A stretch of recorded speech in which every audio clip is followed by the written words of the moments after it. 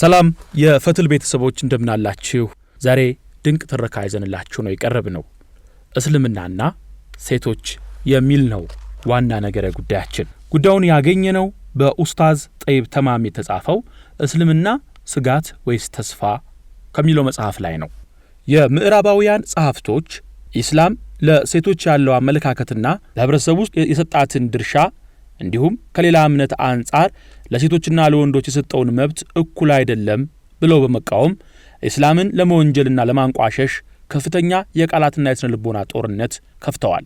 ስለዚህ ሴቶች በኢስላም ያላቸው ቦታ በትክክል ምን ይመስላል የሚለውን ጥያቄ ማንሳት ያስፈልጋል ብሎ ይጀምራል ኡስታዝ ጠይብ ተማም እስልምና ስጋት ወይስ ተስፋ በሚለው መጽሐፉ።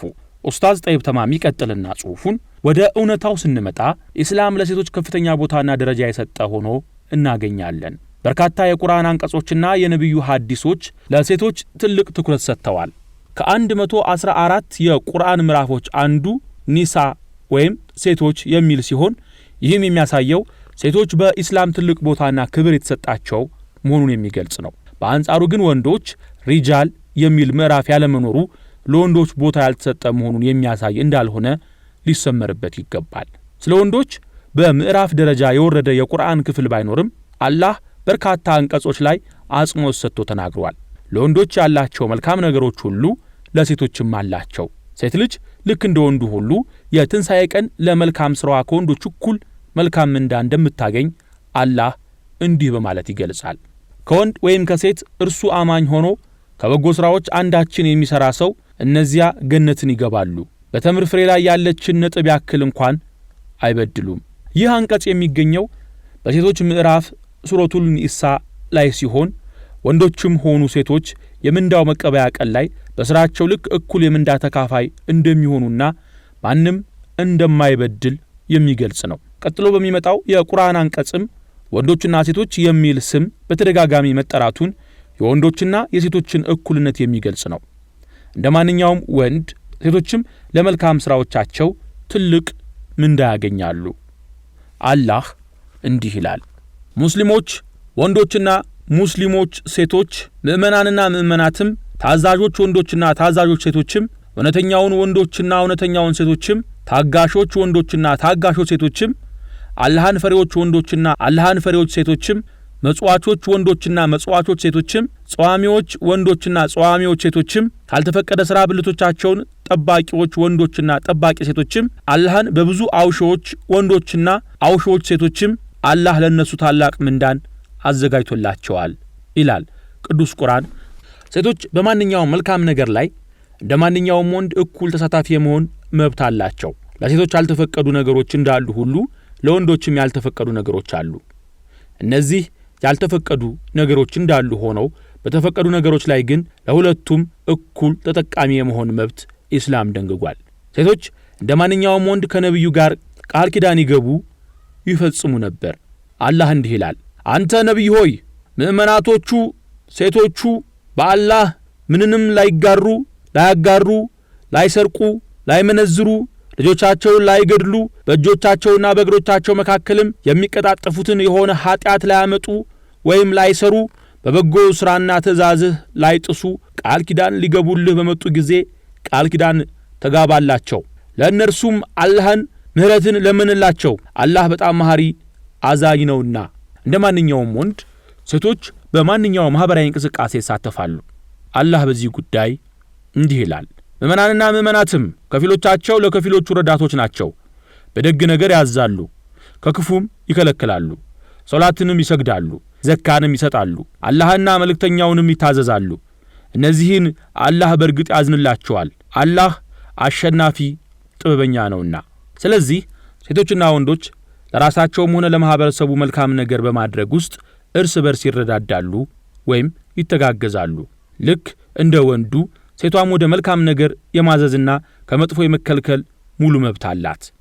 ይህ ማለት ሴቶች አንድን ማህበረሰብ ትክክለኛውን መንገድ እንዲይዝ በማድረግ ላይ መሪ የመሆን ድርሻ እንዳላትና ወደ መልካም መምራት እንደምትችል ነው። በእስላም ሴቶች እንኳን መብታቸውን ሊጨቆንና ሊገለሉ ይቅርና በማህበረሰብ ፍሬና የህዝብ መሰረት እንደሆኑ ነው የተቀመጠው። እስላማዊ ህግጋቶችን እስከ ጠበቁ ድረስ ሴቶች በማንኛውም በተፈቀዱ ነገሮች ስፖርት፣ ህዝባዊ ስብሰባ፣ ትምህርት ወዘተ ላይ የመሳተፍ መብት አላቸው ይላል ኡስታዝ ጠይብ ተማም እስልምና ስጋት ወይስ ተስፋ በሚለው መጽሐፉ። ጽሑፉ ይቀጥላል። ነብዩ መሐመድ መልእክተኛ ሆነው ከመላካቸው በፊት አረቦች ለወንድ ልጅ ትልቅ ቦታ የነበራቸው ሲሆን ለሴት ልጅ የነበራቸው ቦታ ደግሞ በተቃራኒው እጅግ የሚያሳዝን ብቻ ሳይሆን የሚዘገንንም ነበር። እንደ ወንዶች መብት ሊኖራቸው አይገባም፣ እንዲያውም ከወንድ እኩል በህይወት መኖር የለባቸውም ብለው ያምኑ ስለነበር ሴት ልጆች ሲወለዱላቸው በንዴት ፊታቸውን ከማኮማተር ጀምሮ ከነ ህይወታቸው የቀበሩበት ሁኔታ እንደነበረ ታሪክ ያስረዳል። ኢስላምም ይህ አይነቱን የአረቦች ግፍ ለማስቆም መጣ። አላህ እንዲህ ይላል፣ አንዳቸውም በሴት ልጅ በተሰበረ ጊዜ እርሱ የተቆጨ ሆኖ ፊቱ ጠቁሮ ይውላል። በእርሱ የተበሰረበት ነገር መጥፎነት በውርደት ላይ ሆኖ የያዘውን ወይስ በአፈር ውስጥ ይደብቀው በማለት እያምታታ ከሰዎች ይደበቃል። ንቁ፣ የሚፈርዱት ፍርድ ምንኛ ከፋ። አንዳንድ ጊዜ በድህነት ምክንያት ልጆቻቸውን በተለይም ሴት ልጆችን የምናበላው ነገር የለንም በማለት ከነህይወታቸው ይቀብራሉ። ከዛም ኢስላም መጣና ከዚህ ድርጊት እንዲታቀቡ እንዲህ በማለት ትእዛዝ አወረደ። ልጆቻችሁንም ድህነትን በመፍራት አትግደሉ፣ እኛ እንመግባቸዋለን፣ እናንተንም እንመግባለን፣ እነርሱንም መግደል ታላቅ ኃጢአት ነው። ነብዩ ከመላካቸው በፊት አረቦች ለሴት ልጆች ከንብረት ድርሻ አያደርጉላቸውም ነበር። ኢስላም ከመጣ በፊት በውርስ ንብረት ላይ ሴቶችም የጋራ ተጠቃሚ እንዲሆኑ እንደ ሚስትነት ያላትን ቦታና ድርሻ፣ እንደ እናትነት ያላትን ትልቅ ክብር፣ እንደ እህትነትና እንደ ልጅነት ሊኖራት የሚገባውን ቦታና ድርሻ ደነገገ። አላህ እንዲህ ይላል፣ ለወንዶች ወላጆችና የቅርብ ዘመዶች ከተዉት ንብረት ድርሻ አላቸው። ለሴቶችም ወላጆችና የቅርብ ዘመዶች ከተዉት ከርሱ ካነሰው ወይም ከበዛው ፈንታ አላቸው። የተወሰነ ድርሻ ተደንግጓል። አረቦች የአገልጋይ ወይም የባሪያ ሴቶችን ንብረት በኃይል ወይንም በግድ ይወርሱ ነበር። አንድ ወንድ ሲሞት የሟች ወገኖች ሚስቱን ልክ እንደ ዕቃ ወይም እንደ ንብረት በመውረስ ነበር የሚጠቀመው። ምክንያቱም ሟቹ ባልም ከዕቃነት ያለፈ ቦታ አይሰጣትም ነበር።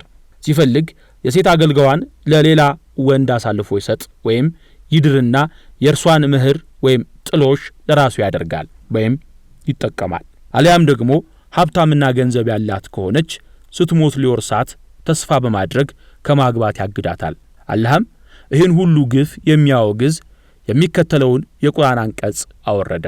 እናንተ ያመናችሁ ሰዎች ሆይ ሴቶችን ያስገደዳችሁ ሆናችሁ ልትወርሱና ግልጽን መጥፎ ሥራ ካልሰሩ በስተቀር ከሰጣችኋቸው ከፊሉ ልትወስዱ ልታጉላሏቸውም ለእናንተ አይፈቀድም። በመልካምም ተኗኗሯቸው፣ ብትጠሏቸውም ታገሱ።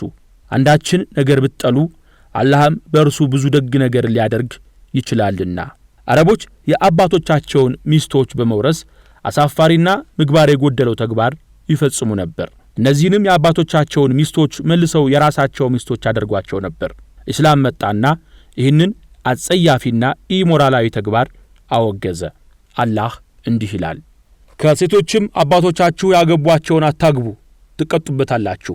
ያለፈው ሲቀር እርሱ መጥፎና የተጠላ ሥራ ነውና መንገድነቱም ከፋ። አላህ ሴቶች ከወንዶች እኩል መብትና ግዴታ እንዳላቸው በግልጽ ሲናገር እንዲህ ይላል፣ ለእነርሱም ለሴቶች የዚያ በእነርሱ ላይ ያለባቸው ግዴታ ብጤ በመልካም አኗኗር ወይም በባሎቻቸው ላይ መብት አላቸው።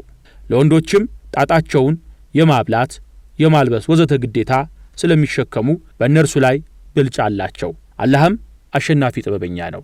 ወንዶች መብትና ግዴታ እንዳላቸው ሁሉ ሴቶችም በቁርአንና በሐዲስ የተቀመጠ መብትና ግዴታ አላቸው። ስለዚህም አንድ ወንድ ለራሱ ጥቅም ሲል ብቻ አንድን ነገር አንስቶ ያለ ሸሪዓው ወይም ሕጋዊ ባልሆነ መንገድ ሊጭንበት ፈጽሞ አይችልም። በእርግጥ ወንድ ሚስቱንም ሆነ ቤተሰቦቹን የማስተዳደር ግዴታና ኃላፊነት ስላለበት ከሚስቱ በላይ ድርሻ እንዳለው አላህ እንዲህ በማለት ተናግሯል። ወንዶች በሴቶች ላይ ቋሚዎች ወይም አሳዳሪዎች ናቸው። አላህ ከፊላቸውን በከፊሉ ላይ በማብለጡና ወንዶች ከገንዘቦቻቸው ለሴቶች በመስጠታቸው ነው። መልካሞቹም ሴቶች ለባሎቻቸው ታዛዦች፣ አላህ ባስቀመጠው ነገር ሩቅን ጠባቂዎች ናቸው። እነዚያንም ማመጻቸውን የምትፈሩትን ገስጿቸው፣ በመኝታዎችም ተለዩአቸው፣ ጉዳት ሳታደርሱም ምቷቸው። ቢታዘዟችሁም ለመጨቆን በእነርሱ ላይ መንገድን አትፈልጉ። አላህ የበላይ ታላቅ ነውና። ሴቶች ቢያምጹና ለባሎቻቸው ታዛዦች ካልሆኑ የሚወስዱት እርምጃዎች በጥንቃቄ ሊደረግባቸው እንደሚገባ አላህ ሲያስተምረን በመጀመሪያ ልንገስጻቸው ወይም ልንመክራቸው፣ ከዚያም እምቢ ካሉ በመኝታ ልንለያቸው፣ ከዚያም አልፎ ካመጹ ጉዳት የሌለው ምት ልንመታቸው እንደምንችል፣ ነገር ግን በፍጹም ልንጨቁናቸው የማይገባ መሆኑን ይገልጽልናል። ምናልባትም ይህ የቁርአን አንቀጽ የማይዋጥላቸው አንዳንድ ሰዎች መምታት የሚለውን ቃል መዘውና ነጥለው በማውጣት ብዙ ትችቶችን ያቀርቡ ይሆናል። በእርግጥ ምት ጥሩ አይደለም። አላህም የመጨረሻ እርምጃ ላይ ያስቀምጠው ለዚሁ ነው። ነገር ግን እንስቷ በምንም አይነት ምክርም ሆነ ሌሎች ቀለል ያሉ ተመጣጣኝ እርምጃዎች ከስተቷ ካልተመለሰች ብቻ ይህ እርምጃ መወሰዱ ለራሷም መልካም ስለሆነና ከአላህ ቁጣ እንድትድን ነው አላህ ይህንን ከማስተካከያ እርምጃዎቹ ጋር ያስገባው።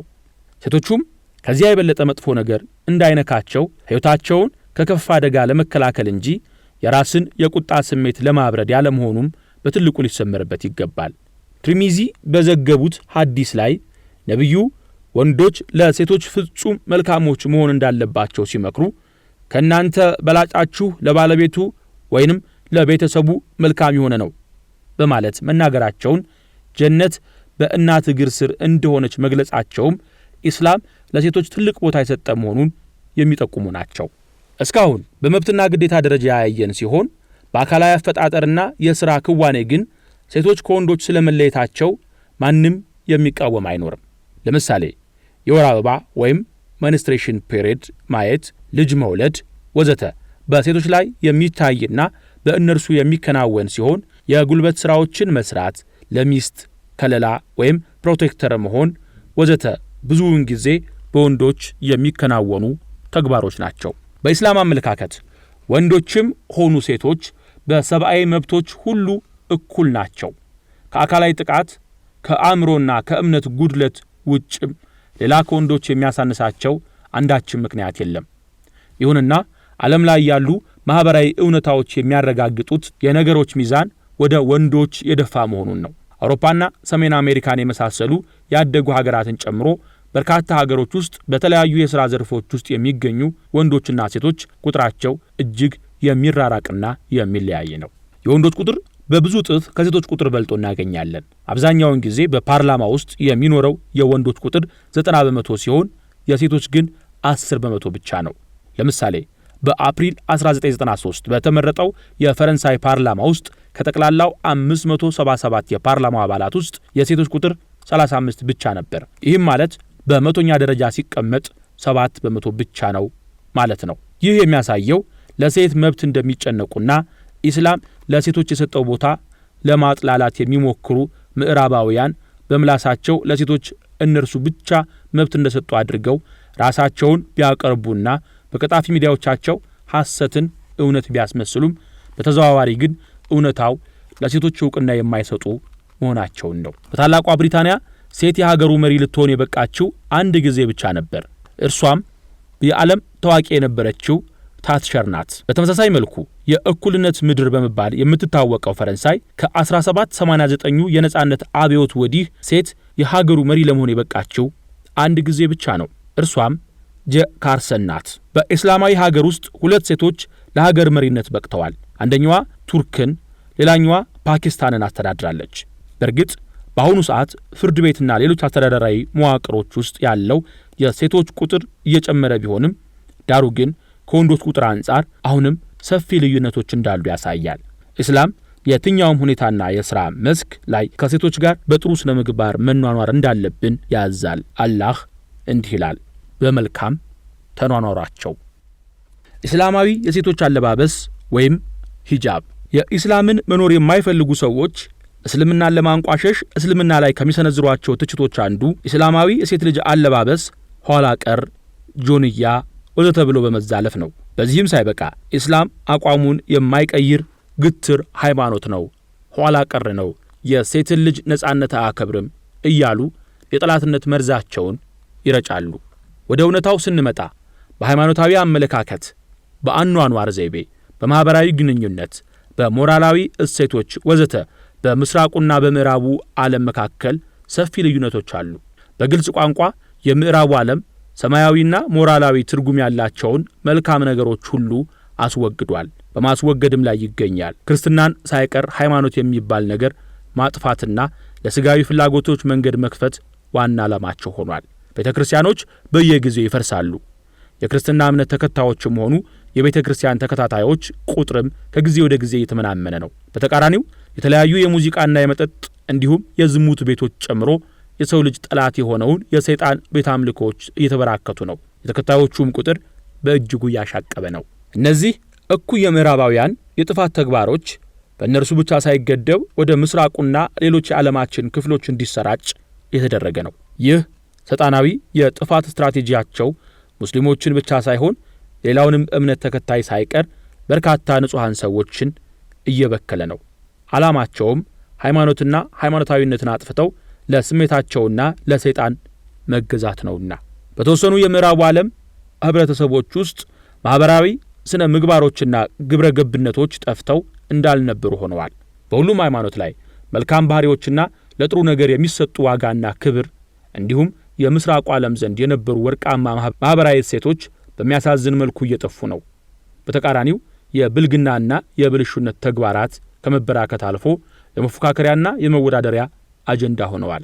አንድ ሰው በተንጨባረረ ጸጉር፣ ባልተስተካከለና ባልታጠበ ጺም፣ በቆሸሸ ኮሌታ፣ በተጨማደደ ልብስ፣ ባልተጠረገ ጫማ፣ በሲጋራ በጠቆረ ጥርስ ታላቅ አርቲስት ወይም ጂኒየስ፣ የጊዜው ሰው ወይም የዘመኑ ኮከብ ለመባል ጠጥቶ እንደሰከረ ሰው በሙዚቃ ስካር እየተንገዳገደ መሄድ የስልጡንነትና የዘመናዊነት መገለጫ ሆኖ መገኘቱ አሁን ላይ የምንገኝበት ዓለም ምን ያህል የዝቅጠት ደረጃ ላይ እንዳለች ለመረዳት ብዙም ማስተዋልን የሚጠይቅ አይደለም። እነዚህ ነገሮች የስልጣኔና የዘመናዊነት መስፈርት ሆነው መቅረባቸውም የምዕራቡን ዓለም የነጻነትና የስልጣኔ ወይም የዘመናዊነት ትርጉም ለማወቅ በቂ ማሳያዎች ናቸው። ስለዚህም ምዕራባውያኖች ሂጃብን ወይንም ኢስላማዊ አለባበስን እንደ ኋላ ቀርነት አድርገው ቢያስቡም ብዙም የሚደንቅ አይደለም። ራሳቸው ሰይጣናዊ የስልጡንነት መለኪያ መስፈርቶች አንጻር ይህንን ማለታቸው ቢያንስ እንጂ በዛ የሚባል አይደለም። ከኢስላም ዋና ዋና ተልእኮዎች ውስጥ አንዱ የሰው ልጅ ክቡር በመሆኑ ክብሩን መጠበቅ ነው።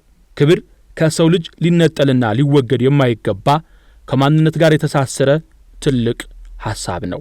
ክብር የሰው ልጅ ስብዕናና የህልውና መገለጫ ነው። በመሆኑም ኢስላም ለሰው ልጅ ክብር ትልቅ ትኩረትና አጽንዖት ሰጥቷል። ወንድ እንደ ወንድነቱ፣ ሴትም እንደ ሴትነቷ ክብራቸውን ሊጠብቁ እንደሚገባ አስተምሯል። ወንድ የወንድነትን ባህሪውን በመላበስ ከኢሞራላዊ ነገሮች እንዲርቅና ለክብሩ ዋጋ እንዲሰጥ፣ ሴትም የሴትነት ባህሪዋን ተላብሳ ከማይመጥናት ውዳቂና እኩይ ነገሮች ራሷን በማራቅ ክብሯን እንድትጠብቅ ኢስላም በጥብቅ ያዛታል። አላህ እንዲህ ይላል፣ ለምእመናን ንገሯቸው፣ ዓይኖቻቸውን ያልተፈቀደን ከማየት ይከልከሉ፣ ብልቶቻቸውንም ይጠብቁ፣ ይህ ለእነሱ የተሻለ ነው። አላህ በሚሰሩት ውስጥ ሁሉ አዋቂ ነው። ለምእመናትም ንገሯቸው፣ ዓይኖቻቸውን ይከልክሉ፣ ብልቶቻቸውንም ይጠብቁ፣ ጌጦቻቸውንም ከእርሷ ግልጽ ከሆነው በስተቀር አይግለጡ፣ ጉፍታዎቻቸውንም ወይም ሂጃባቸውንም በአንገቶቻቸው ላይ ያጣፉ። አላህ ጌጦቻቸውን ከእርሷ ግልጽ ከሆነው በስተቀር አይግለጡ ሲል ሴት ልጅ ራሷን መሸፈን እንዳለባትና እርሷን ሊያያት ለማይፈቀድለት ወንድ የተከበሩ አካላዊ ክፍሎቿን ግልጽ ማድረግ እንደሌለባትና ክብሯን እንድትጠብቅ እያዘዛት ነው። ለባዕድ ወንድ ማሳየት ያልተፈቀደላትን የሰውነቷን ክፍል ከማሳየት ፍጹም ልትጠነቀቅ ይገባል። ምክንያቱም አንድ ወንድ ወደ ተግባራዊ ዝሙት ከመሄዱ በፊት የሚፈጽመው የመጀመሪያው እርከን ዝሙት የአይን ዝሙት ነው። ምንም ሕገ ወጥ ወሲብ የግብረ ሥጋ ግንኙነት ባትፈጽምም እንኳን ለዚህ አይነቱ የዝሙት አይነት ወንድን የጋበዘች ሴት አላህ ዘንድ እንደ ዝሙተኛ ትቆጠራለች።